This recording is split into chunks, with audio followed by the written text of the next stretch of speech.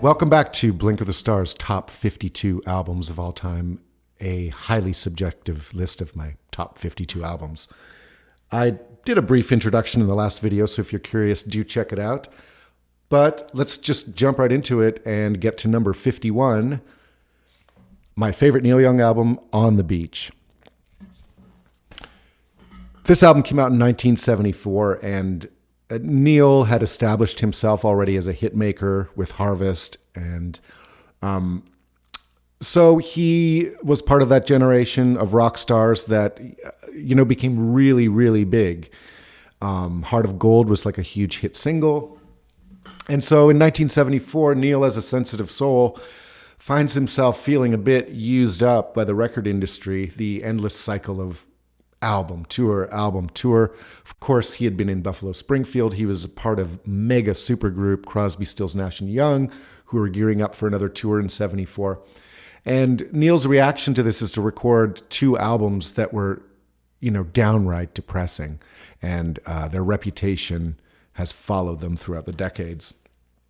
Those albums are On the Beach and Tonight's the Night, which followed very closely.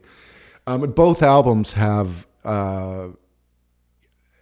Neil has turned his back on that sort of glossy California early 70s folk rock production, which was so prevalent at the time, and made these two records that sound very sort of clunky, and I wouldn't call On the Beach lo-fi, as it was recorded at Sunset Sound. Tonight's the Night gets close to lo-fi. That album is, having listened just recently, it's way more sort of like, a lot of it was recorded at rehearsal spaces and stuff, and it does have this sort of disjointed, unprofessional vibe to it. This album was recorded at Sunset Sound, so the takes are really good. Neil has members of Crazy Horse and the band recording on the album, and you can really hear Rick Danko. His contribution on bass to this record is just phenomenal.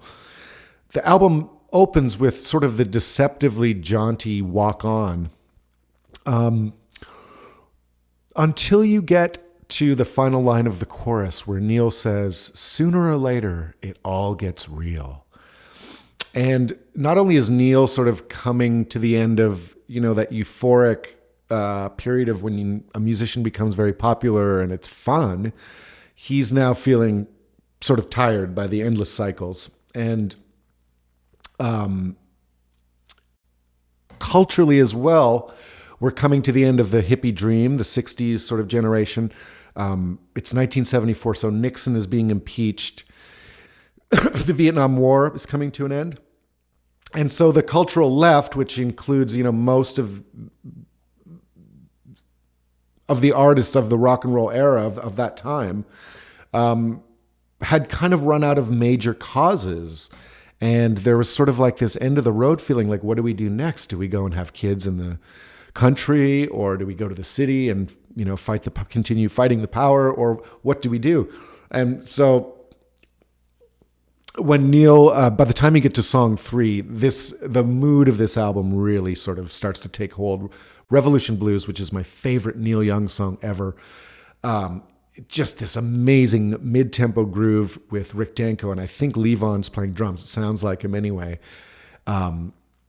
It just has this spiky, angry, uncompromising sound and tone, and it contains, one of the spookiest lyrics of all time, where Neil Young says, "Well, I hear that Laurel Canyon is full of famous stars, and I hate them worse than lepers. I'll kill them in their cars." Of course, he's referencing Charles Manson and the murders, and Manson, who was part of, the Malibu Canyon hippie tribe, hanging out with the Beach Boys. And I think Neil had even hung out with him.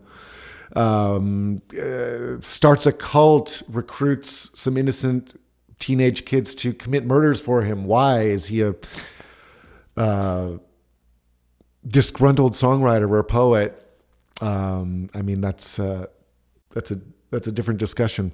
But the end of 60s dream is very much encapsulated in that song. And if the end of the 60s don't really end until the mid 70s, I heard David Bowie once postulate that the 21st century really began in 1975, that was sort of like the demarcation line, which is an interesting, if esoteric, argument. The album continues on in this vein. Vampire Blues, this super lopsided blues number, has that wonky organ on the left side of the speaker. You get to side 2, you flip the album over, and the wisdom of the day used to be you start side 2 with something that's got a bang, because people are just flipping the record over. You want to keep their attention. Neil opens with the most terrifying thud of a song, one of his masterpieces, On the Beach. It's like a 7-minute dirge where he complains about how he needs an audience, but he's just sick of the whole game. And he does a radio interview, but he finds himself just sitting there alone at the microphone. It is phenomenal, and some of his most beautiful guitar soloing. The album ends with 2 gorgeous plaintive acoustic numbers from an artist who has a closet full of these kinds of songs. Motion Pictures for Annie and Ambulance Blues are both, just classic Neil, but even maybe a bit more downtrodden and honest and off the cuff than we're even used to. So that's Neil Young's On the Beach. I adore this album, and I implore you to check it out. If you head over to my Patreon channel, I've recorded a cover of the song On the Beach. I'll be doing a few tie-ins on the Patreon channel with this series of my favorite 52 albums. So check the link below for the Patreon link, and celebrate Neil. This is one of his all-time great albums, On the Beach. See you next time. Head full of sticks with my